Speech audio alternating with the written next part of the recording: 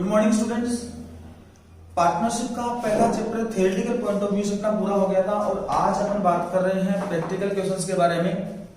तो practical questions में सबसे पहले अपन वेरी शॉर्ट टाइप जो क्वेश्चंस हैं उनके बारे में बात करेंगे जो प्रैक्टिकल पॉइंट ऑफ व्यू से रिलेट करते हैं। तो देखते हैं अपना क्वेश्चन नंबर है 13, question number 13 very short type questions में अति लघुत्रात्मक प्रश्नों में क्वेश्चन नंबर 13 है। कहता है श्रुति, शिप्रा और श्रुति एक फर्म में साझेदार है। फर्म के अंतिम खाते बनाने के बाद यह ज्ञात हुआ कि शिप्रा को 2000 रुपए का वेतन नहीं दिया गया। सुधार हेतु जर्नल प्रविष्टि दीजिए। दो पार्टनर हैं। Question number 13 very short type. एक है शिप्रा और दूसरी पार्टनर है श्रुति।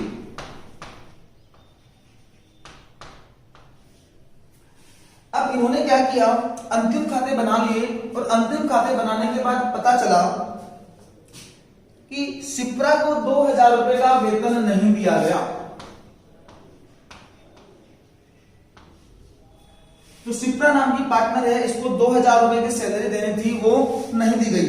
और लास्ट में क्या बोलता है बंदा कि सुधार हेतु जर्नल प्रविष्टि दीजिए। देखो भाई, अपन ने टॉपिक पढ़ा था अंतिम खाते बनाने के बाद पुस्तकों में समायोजन, इसके बारे में अपन ने बात की थी। और समायोजन करने के अपने पास कितने तरीके थे? दो। या तो अपने को journal entry, single journal entry पास करनी हो या जर्नल एंट्रीज पास करनी हो। जब सिंगल जर्नल एंट्री पास करनी होती है, यहां पर प्रश्न में क्या पूछा इस बंदे ने? Single journal entry. अगर सिंगल जर्नल एंट्री पास करनी होती है तो अपने को बनानी पड़ती थी एडजस्टमेंट टेबल। और अगर जर्नल एंट्रीज पास करनी होती थी उस टाइम पर अपन तैयार करते थे profit and loss adjustment account. लेकिन इस प्रश्न में क्या कहा बंदे ने कि शिप्रा और श्रुति दो पार्टनर थे, इन्होंने अंतिम खाते बना लिए, बुक्स ऑफ अकाउंट्स क्लोज कर दिए। उसके बाद में पता चला कि जो शिप्रा नाम की पार्टनर है इसको 2000 रुपए का वेतन देना भूल गए, नहीं दिया गया। अब इस अशुद्धि के सुधार के लिए आप एक सिंगल जर्नल एंट्री पास करके बताओ। ठीक है भाई। अब सिंगल जर्नल एंट्री पास करनी होती है तो अपने को बनानी पड़ती है एडजस्टमेंट टेबल। और एडजस्टमेंट टेबल का फॉर्मेट कुछ ऐसा होता है, पर्टिकुलर्स, फिर जितने पार्टनर उनके कॉलम, पहली पार्टनर अपनी शिप्रा, दूसरी पार्टनर अपनी श्रुति और लास्ट कॉलम बनता है फर्म का। उसके बाद में इन सब का डेबिट क्रेडिट करना होता है अपने को।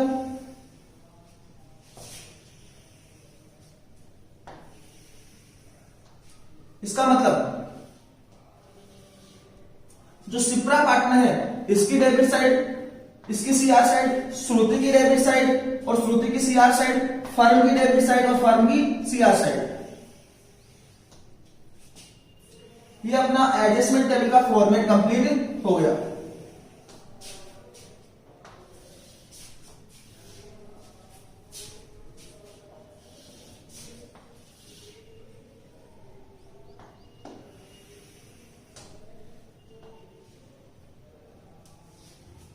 अब करना क्या है अपने को?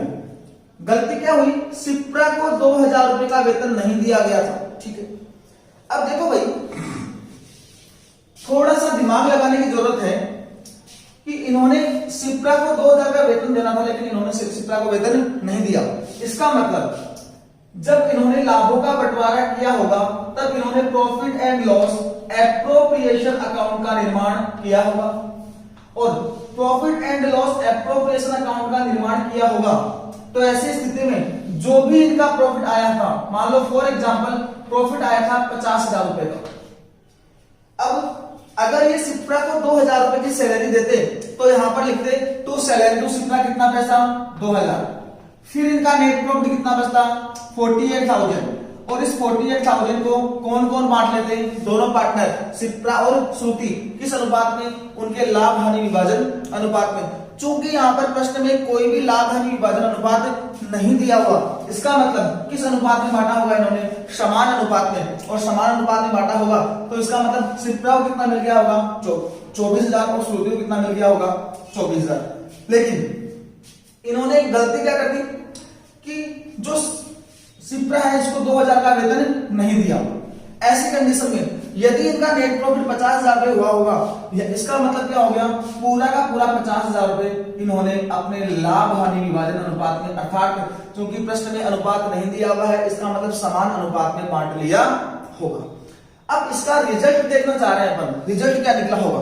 इसका रिजल्ट है कि सिप्रा को जो 2,000 वेतन नहीं दिया, इसकी वजह से इनका प्रॉफिट एंड लॉस एप्रोप्रिएशन का नेट प्रॉफिट जो है वो 2,000 रुपए से बढ़ गया होगा। और अगर 2,000 से बढ़ा है तो इस 2,000 के बढ़े हुए प्रॉफिट को सिप्रा और श्रुति ने अपने लाभ हानि विभाजन अनुपात अर्थात 1:1 में बांट लिया होगा। अब जबकि ये प्रॉफिट इनके खाते में नहीं जाना चाहिए था, ये पूरा का पूरा 2,000 का प्रॉफिट किसके खाते में जाना चाहिए था, सिप्रा के खाते में जाना चाहिए था। क्योंकि ये 2,000 का प्रॉफिट इनके खाते में गलत गया हुआ है, इसका मतलब इस गलत प्रॉफिट को, इस 2,000 के गलत प्रॉफिट को 1:1 में अब वापस लिया जाएगा। जब इनको प्रॉफिट मिला था तब सिप्रा और श्रुति का खाता इस 2,000 से, मतलब 1,000 से सिप्रा का खाता अपने शेयर किया होगा और इस 1,000 से श्रुति का खाता अपने शेयर किया होगा। अब चूंकि ये प्रॉफिट गलत दिया हुआ है, वापस लेंगे और वापस लेंगे तो सिप्रा और श्रुति का खाता 1,000 रुपए से डेबिट कर दिया जाएगा। तो क्या लिखेंगे पर्टिकुलर्स में, रॉन्ग प्रॉफिट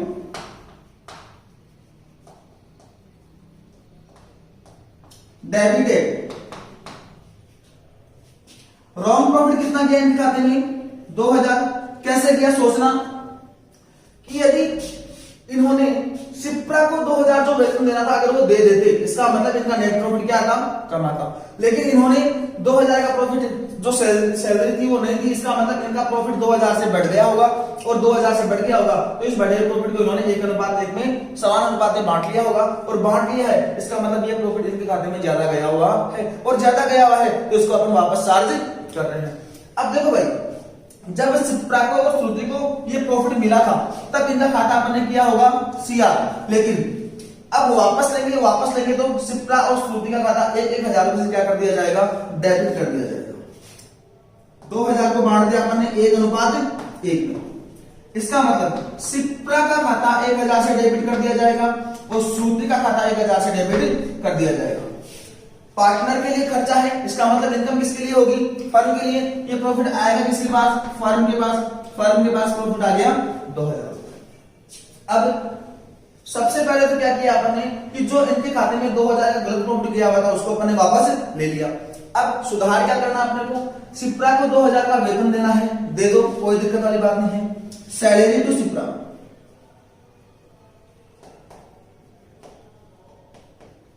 क्योंकि सिप्रा को सैलरी मिलेगी, इसका मतलब सिप्रा का पूंजी खाता क्या होना चाहिए, क्रेडिट।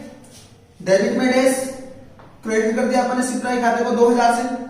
श्रुति को कोई सैलरी मिलने वाली नहीं, क्योंकि पार्टनर सीआर हो रहा है, इसका मतलब फर्म क्या होगी, डेबिट। पार्टनर के लिए इनकम है, इसका मतलब फर्म के लिए क्या है, खर्चा। फर्म को 2,000 से डेबिट कर दिया जाएगा और यहां पर डैश हो गया सारा काम। क्या किया अपन ने, सिप्रा को सैलरी नहीं मिली, यहां पर दे दी। चूंकि ये 2,000 का प्रॉफिट अपन ने जब सिप्रा को सैलरी नहीं दी होगी तो 2,000 का प्रॉफिट बढ़ा होगा और बढ़ा है तो इस प्रॉफिट को अपन ने पहले सिप्रा और श्रुति के खाते में 1:1 के अनुपात में डाल दिया होगा। अब यहां पर अपन ने इसका करेक्शन किया है। अब देखो भाई, अब क्या करते हैं, अपन लगाते हैं टोटल। डेबिट साइड का टोटल देखें कितना पैसा, 1,000 रुपए। सिप्रा की सीआर साइड का टोटल देखें कितना पैसा, 2,000 रुपए। श्रुति की डेबिट साइड का टोटल देखें कितना पैसा, 1,000 रुपए। सीआर साइड में डैश। फर्म को अगर देखें अपन तो फर्म का डेबिट साइड कितने से बोल रही है, 2,000 से, और सीआर साइड भी कितने से बोल रही है, 2,000 से। अब अपन डिफरेंस करते हैं। डिफरेंस में फर्म को देखें तो फर्म में कोई डिफरेंस नहीं है। सिप्रा के खाते को देखें तो डेबिट साइड कितने से बोल रही है, 1,000 रुपए से। सीआर साइड कितने से बोल रही है, 2,000 रुपए से। इसका मतलब कमी किस साइड, डेबिट साइड। कितने रुपए की, 1,000 रुपए की। इसका अपोजिट कॉलम और ऊपर का बैलेंस सीआर। इसका मतलब जर्नल एंट्री के अंदर सिप्रा का खाता क्या हो जाएगा, 1,000 रुपए से सीआर कर दिया जाएगा। श्रुति को देखें अपन, कमी किस साइड आ रही है, सीआर साइड। कितने रुपए की, 1,000 रुपए की। इसका अपोजिट कॉलम और ऊपर का बैलेंस डेबिट बैलेंस। इसका मतलब जर्नल एंट्री में सिप्रा का खाता 1,000 से क्या कर दिया जाएगा, डेबिट कर दिया जाएगा। ये तो अपन ने सीखा है एडजस्टमेंट टेबल के माध्यम से। जर्नल एंट्री क्या बन जाएगी,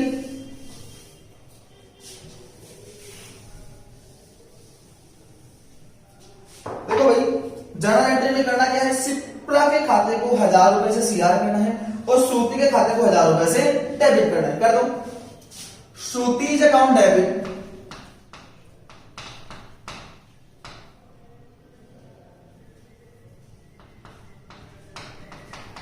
1000 रुपए टू सिप्राज अकाउंट 1000 रुपए। ये तो अपन ने सीखा है एडजस्टमेंट टेबल के माध्यम से। अगर अपन इस प्रश्न को डायरेक्टली करना चाहें तो डायरेक्टली भी कर सकते हैं। वो कैसे देखते हैं भाई, देखो सिप्रा को 2000 का वेतन मिलना था, ठीक है। पहले सिप्रा फिर श्रुति।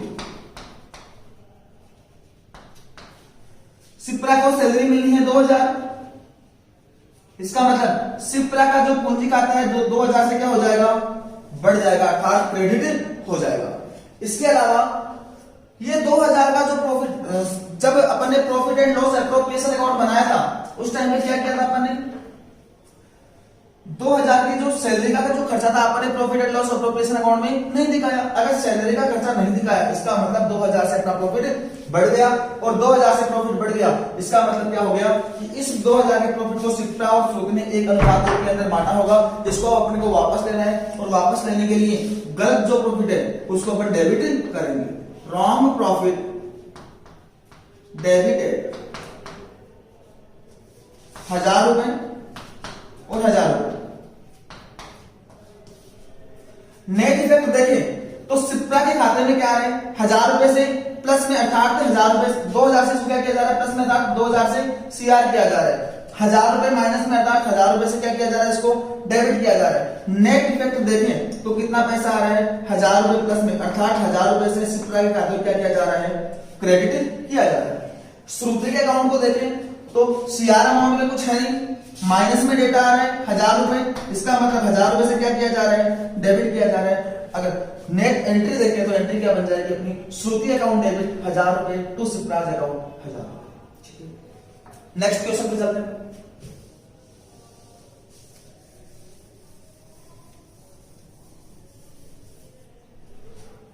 नेक्स्ट क्वेश्चन अपना 14। एबीसी की फर्म ने एक वर्ष के दौरान 20,000 रुपए का लाभ कमाया, जिसे साझेदारों में 2:1:1 में विभाजित कर दिया गया, जबकि यह 1:2:2 में विभाजित होना चाहिए था। सुधार के लिए एक जर्नल प्रविष्टि कीजिए। देखो भाई प्रश्न क्या कहता है, 3 पार्टनर हैं ए, बी और सी। वर्ष के अंत में इन्होंने 20,000 रुपए का लाभ कमाया। 20,000 रुपए का लाभ कमाने के बाद इन्होंने क्या किया, इस प्रॉफिट को इन्होंने 2:1:1 में डिवाइड कर दिया, जबकि करना किस अनुपात में चाहिए था इनको, 1:2:2 में। दोबारा देखना प्रश्न को, 3 पार्टनर हैं ए, बी और सी। वर्ष के अंत में इनका प्रॉफिट कितना हुआ, 20,000। फिर इन्होंने क्या किया है, इस प्रॉफिट को उन्होंने 2:1:1 में डिवाइड कर दिया, अर्थात ये जो डिवाइडेशन है वो क्या है, गलत है। अब जबकि इनको करना किस अनुपात में चाहिए था, 1:2:2 में, मतलब किस अनुपात में अपने को करना चाहिए था। अब अशुद्धि का सुधार करने के लिए अपने को क्या करना पड़ेगा, जो गलत प्रॉफिट इनके खाते में गया हुआ है इसको तो वापस डेबिट किया जाएगा, और एक्चुअल रेशियो के अंदर इस प्रॉफिट को वापस क्रेडिट कर दिया जाएगा। देखते हैं एडजस्टमेंट टेबल।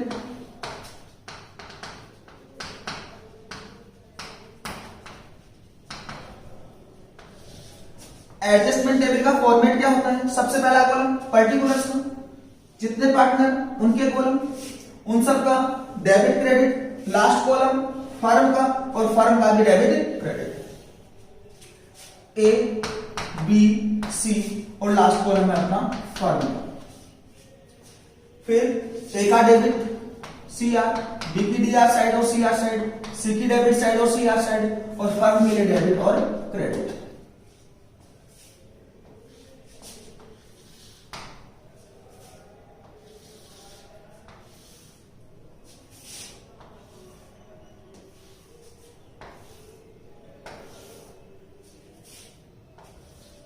पहला कॉलम पर्टिकुलर्स।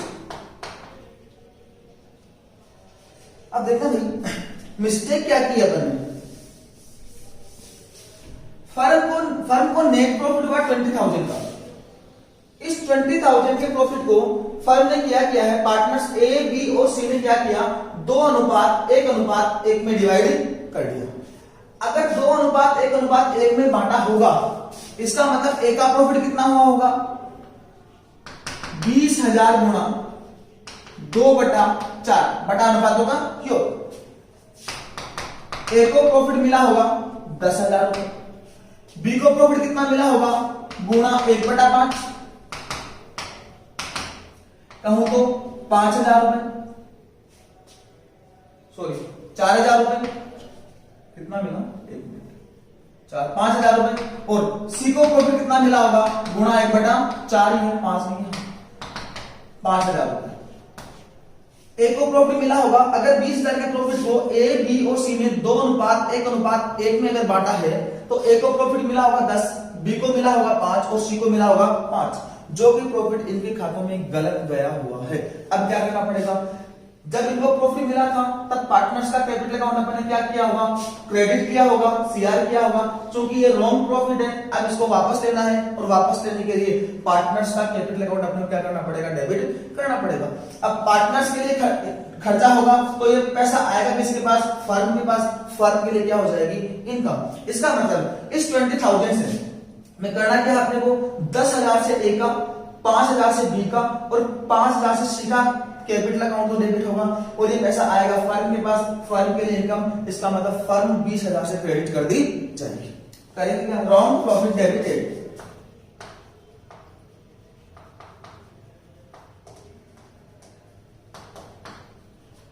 हाँ जी, ए के पूंजी खाते को डेबिट करना अपने को 10,000 से, बी के पूंजी खाते को डेबिट करना अपने को 5,000 से, सी के पूंजी खाते को डेबिट करना अपने को 5,000 से, और सारा पैसा फर्म के पास आएगा। इसका मतलब फर्म का जो अकाउंट है वो 20,000 रुपए से क्रेडिट हो जाएगा। अब एक्चुअल में करना क्या, अपने को इस प्रॉफिट को 1:2:2 में बांटना है, कोई दिक्कत नहीं है, बांट देंगे। एक्चुअल प्रॉफिट क्रेडिटेड,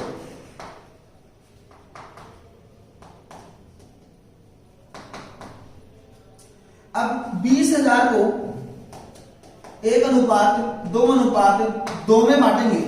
मतलब जो गलत प्रॉफिट गया हुआ था इसको तो अपन ने क्या किया है, यहां पर पहले ट्रांजैक्शन में वापस ले लिया। अब पार्टनर्स को के बीच में केवल और केवल अपने को प्रॉफिट को डिस्ट्रीब्यूट करना है, ठीक है। इस प्रॉफिट को बांटना कैसे, अपने को 1:2:2 में बांट देंगे। ए को कितना प्रॉफिट मिल जाएगा, 20,000 गुणा 1/5, कहूं तो 4,000 रुपए का।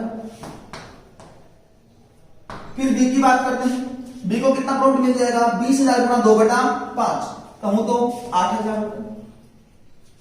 फिर सी को प्रॉफिट कितना मिल जाएगा, 20,000 गुणा 2/5, कहूं तो 8,000 रुपए।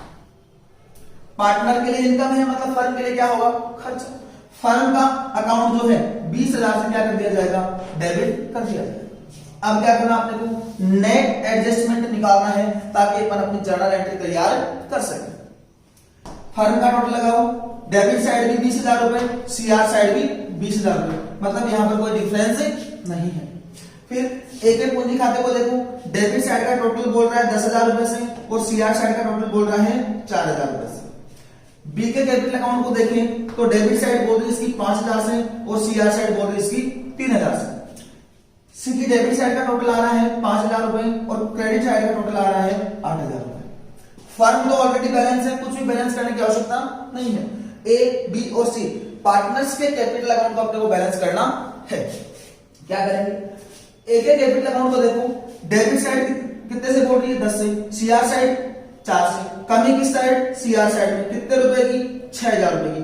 इसका अपोजिट कॉलम और ऊपर का बैलेंस डेबिट। इसका मतलब जनरल एंट्री के अंदर क्या हो जाएगा, ए का पूंजी खाता 6,000 रुपए से डेबिट कर दिया जाएगा।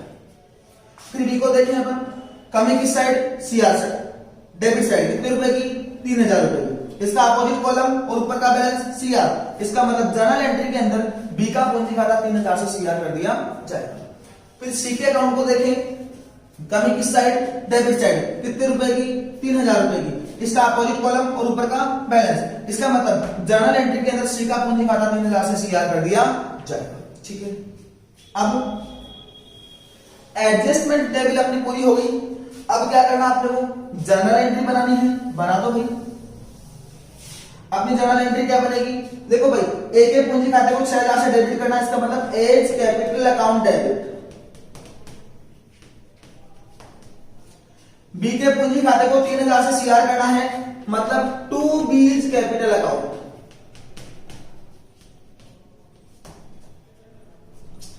सी के पूंजी खाते को 6000 रुपए, 3000 रुपए। सी के पूंजी खाते को 3000 से सीआर करना है, इसका मतलब टू सीज कैपिटल अकाउंट। ये लीजिए, एक जर्नल एंट्री पूछी थी बंदे ने और अपन ने एक जर्नल एंट्री पास करके दिखाया। बात समझ आ गई? ठीक है। उसके बाद में क्वेश्चन नंबर 16, वैसे थ्योरेटिकल दिख रहा है लेकिन इसमें प्रैक्टिकल का छोटा सा पॉइंट शामिल है। क्या बोल रहा है बंदा, प्रत्येक महीने के मध्य में निकाली गई बराबर राशियों के आहरण पर ब्याज की गणना कैसे करेंगे। कब निकाल रहा है पार्टनर, हर महीने के मध्य में। और आहरण की राशि कैसे निकाली गई है, बराबर। अर्थात सबसे पहली बात, जब भी अपन आहरण पर ब्याज की गणना करते हैं तो अपन देखते हैं कि भाई अपने को गुणनफल विधि लगानी है या औसत विधि लगानी है। अब इस प्रश्न को देखते ही साफ साफ पता चल रहा है कि अपने को एवरेज प्रोडक्ट मेथड लगाना है या प्रोडक्ट मेथड लगाना है। क्योंकि गुणनफल विधि कब लगती है, जब आहरण की राशि और समय दोनों ही क्या हो, अनिश्चित हो। लेकिन औसत विधि कब लगती है, जब आहरण की राशि और समय दोनों ही क्या हो, निश्चित हो। ऐसी कंडीशन में क्या बोल रहा है, पहली बात राशि कैसे है, समान, अर्थात पहले से क्या है, निश्चित। और कब निकाल रहा है, हर महीने के मध्य में। इसका मतलब समय भी पहले से क्या है, निश्चित। दोनों ही निश्चित है। कौन सा मेथड यूज होगा, औसत विधि। और औसत विधि से अगर अपन ब्याज निकालते हैं, आहरणों पर ब्याज की गणना करते हैं, तो अपना फॉर्मूला क्या होता है, ब्याज बराबर या आहरणों पर ब्याज बराबर interest on drawings is equals to कुल आहरण गुणा ब्याज की दर, रेट ऑफ इंटरेस्ट अपॉन 100 गुणा औसत समय बटा 12। क्या लिखते हैं, औसत समय बटा 12। लेकिन यहां पर बंदे ने साफ साफ कह दिया कि जो भी पार्टनर है ड्राइंग कब कर रहा है, हर महीने के मध्य में। तो यहां पर अपने को एवरेज टाइम निकाल कर दिखाना पड़ेगा। औसत समय निकालने का फॉर्मूला क्या होता है, प्रथम आहरण पर ब्याज की अवधि प्लस अंतिम आहरण पर ब्याज की अवधि बटा 2। देखे तो लेखांकन वर्ष का पहला महीना अप्रैल, हर महीने के कब कर रहा है, मध्य में। इसका मतलब पहली ड्राइंग कब करेगा, 15 अप्रैल को। अगर 15 अप्रैल को ड्राइंग की है, अपना लेखांकन वर्ष खत्म कब होता है, 31 मार्च को। इसके ऊपर ब्याज गणना करें तो कितने महीने का ब्याज लग जाएगा, 11.5, अर्थात 11.5 महीने का ब्याज लगेगा। फिर दूसरी चीज देखनी होती है, अंतिम आहरण कब है, तो अंतिम आहरण कब करेगा, मार्च के महीने में, अर्थात 15 मार्च को। और 15 मार्च को अगर ड्राइंग करेगा, आहरण की गणना कब करेंगे अपन, जिस दिन आहरण पर ब्याज की गणना कब करेंगे अपन, जिस दिन अपना अकाउंटिंग ईयर क्लोज होगा। और अकाउंटिंग ईयर क्लोज होता है 31 मार्च को। इसके ऊपर कितने महीने का ब्याज लगेगा, आधे महीने का। ठीक है, औसत समय कितना आ जाएगा, 11.5 प्लस 0.5 बटा 2, अर्थात 12 बटा 2 बराबर 6। इसका मतलब यहां पर अपने को एवरेज टाइम निकालकर दिखाना है। आपका आंसर क्या होना चाहिए, आहरणों पर ब्याज बराबर कुल आहरण गुणा ब्याज की दर बटा 100 गुणा 6 बटा 12। अगर यहां पर ऐसी इंफॉर्मेशन प्रश्न में हो और अगर यहां पर औसत टाइम लिखकर आ जाते हो तो एग्जामिनर आपको कोई भी नंबर नहीं देगा। बात समझ आ रही है? तो प्रश्न को समझना है और प्रश्न में जो चीज बंदा पूछना चाह रहा है उसके अकॉर्डिंग ही अपने को आंसर देना है।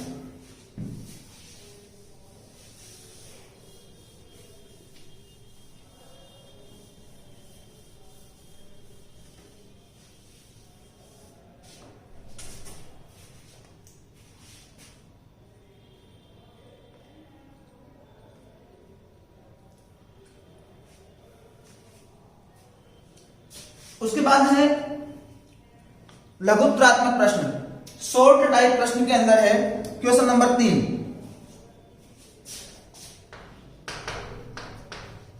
आज की क्लास में ये प्रश्न सॉल्व करते हैं, बाकी बात अपन नेक्स्ट क्लास में करेंगे। क्या बोलता है, एक फर्म में दो साझेदार रश्मि और आशीष हैं। रश्मि प्रत्येक माह की प्रथम तारीख को 1000 रुपए और आशीष प्रत्येक माह की अंतिम तारीख को 2000 रुपए का आहरण वर्ष पर्यंत करते हैं। ठीक है, आहरण पर 12% वार्षिक दर से ब्याज लगाया जाता है, तो आपको ब्याज की गणना करनी है। ठीक है, दो पार्टनर हैं रश्मि और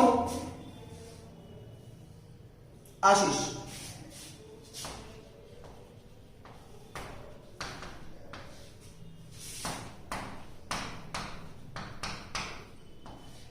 रश्मि क्या करती है, 1000 रुपए ड्रॉइंग करती है हर महीने के ओपनिंग में। आशीष क्या करता है, 2000 की ड्रॉइंग करता है हर महीने के एंड में। चूंकि आहरण की राशि हर महीने में रश्मि कितनी निकालेगी, 1000 रुपए, और आशीष कितना निकालेगा, 2000 रुपए। दूसरी बात, टाइम भी फिक्स है क्या, बिल्कुल फिक्स है। रश्मि कब करेगी, हर महीने के ओपनिंग में, और आशीष कब करेगा, हर महीने के एंड में। समय और आहरण की राशि दोनों ही क्या है, निश्चित है। तो ऐसी कंडीशन में क्या किया जाएगा, औसत विधि का उपयोग किया जाएगा। और औसत विधि से, एवरेज मेथड से अगर अपन इंटरेस्ट निकालते हैं तो इंटरेस्ट निकालने का फॉर्मूला होता है ब्याज बराबर interest is equals to total of drawing multiplied by rate of interest upon 100 multiplied by average time upon 12। ठीक है, अब बात करते हैं रश्मि की। रश्मि की टोटल ड्राइंग कितनी होगी भाई, रश्मि ने एक महीने में कितना पैसा निकाला है, 1000 रुपए। लेखांकन वर्ष में कितने महीने होते हैं, 12। इसका मतलब 12 महीने में कितना पैसा निकालेगी, 12000 रुपए। रश्मि की टोटल ड्राइंग कितनी हो जाएगी, 12000। रेट ऑफ इंटरेस्ट प्रश्न में दे रखी है अपने को कितनी, 12% पर एनम। 12/100 गुणा average time upon 12। Average time अपने को निकालना पड़ेगा। देखो भाई, रश्मि कब कर रही है, हर महीने के प्रारंभ में। एवरेज टाइम कैसे निकालते हैं, एवरेज टाइम निकालने का फॉर्मूला होता है अपना प्रथम आहरण पर ब्याज की अवधि प्लस अंतिम आहरण पर ब्याज की अवधि बटा 2। ठीक है, इसका मतलब पहली ड्राइंग कब करेगी रश्मि, पहले महीने के प्रारंभ में, अर्थात 1 अप्रैल को। 1 अप्रैल को करेगी। लेखांकन वर्ष कब बंद होता है अपना, 31 मार्च को। इसका मतलब 1 अप्रैल को ड्राइंग की है, ब्याज की गणना करेंगे अपन 31 मार्च को। मतलब 1 अप्रैल को जो ड्राइंग की, अर्थात पहली ड्राइंग के ऊपर ब्याज कितने महीने का लगेगा, 12 महीने का। ठीक है, अंत वाली ड्राइंग कब करेगी, अंतिम महीने के अंत में, अंतिम महीने के प्रारंभ में। और अंतिम महीने का प्रारंभ कब आता है, अंतिम महीना कौन सा अपना, 1 मार्च, अर्थात 1 मार्च को ड्राइंग करेगी। ब्याज की गणना कब करेंगे अपन, 31 मार्च को। कितने महीने का ब्याज लगेगा, 1 महीने का, बटा 2। एवरेज टाइम कितना आ जाएगा, 6.5, और यहां पर कितना आ जाएगा, 6.5। कैलकुलेशन करके अपने को आंसर निकालना है। फिर दूसरा पार्टनर अपना आशीष। आशीष के बारे में बात करें तो फॉर्मूला अपना सेम है। टोटल ऑफ ड्राइंग्स कितना पैसा, देखो भाई, एक महीने में कितना निकाला इसने, 2000। अकाउंटिंग ईयर में कितने महीने होते हैं, 12। टोटल ड्राइंग कितनी हो जाएगी इसकी, 24,000। रेट ऑफ इंटरेस्ट प्रश्न में दी हुई है 12/100 मल्टीप्लाइड बाय एवरेज टाइम अपने को निकालना पड़ेगा अपॉन 12। एवरेज टाइम कैसे निकालते हैं, प्रथम आहरण पर ब्याज की अवधि प्लस अंतिम आहरण पर ब्याज की अवधि बटा 2।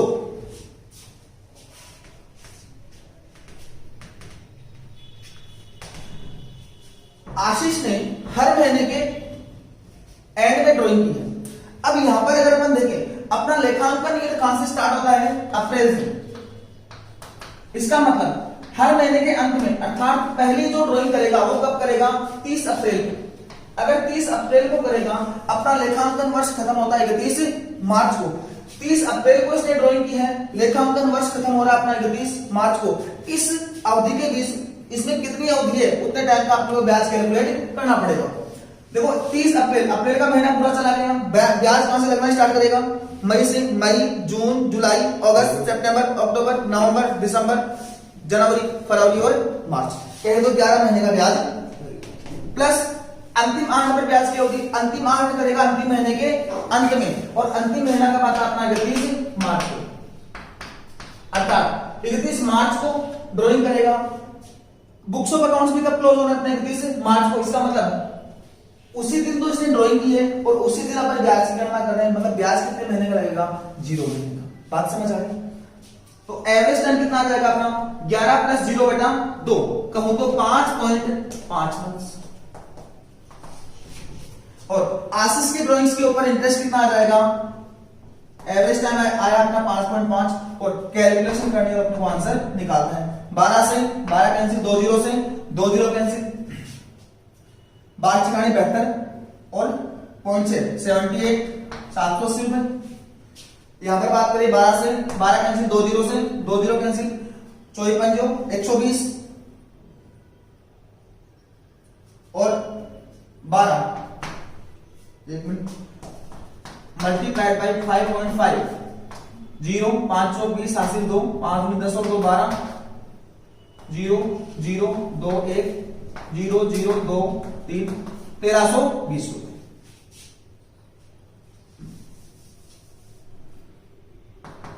यहां पर भी एक बार दोबारा से कैलकुलेशन करते हैं। 120 गुणा 6.5, 0 60 72 780।